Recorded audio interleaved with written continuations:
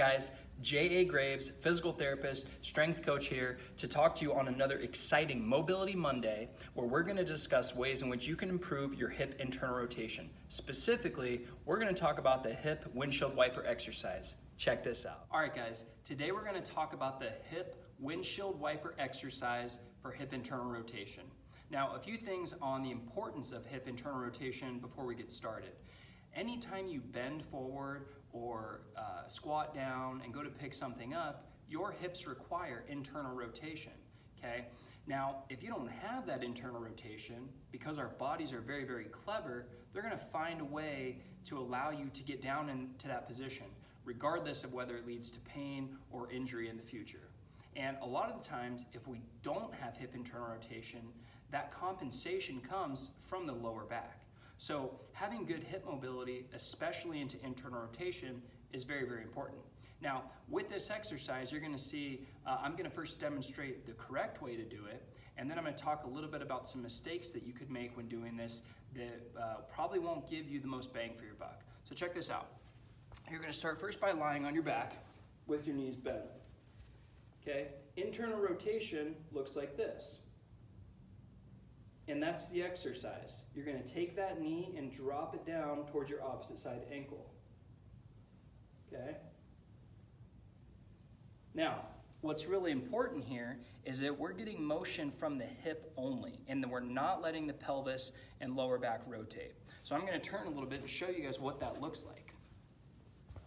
Now, if I lie here and I do the windshield wiper exercise, and I let my back twist and I let my butt lift up, I'm really not getting everything that I can out of this exercise for my hip.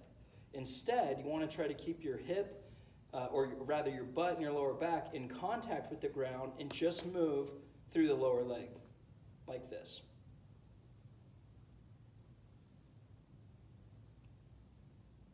Okay?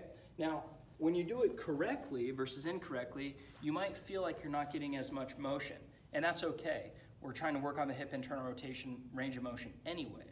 But again, in the long run, you're gonna get more bang for your buck. Now, here's a little tip if you're having any pinching or pain on the front of your hip when doing the windshield wiper. Before you get into your starting position on your back with your knees bent and do a few belly breaths, okay?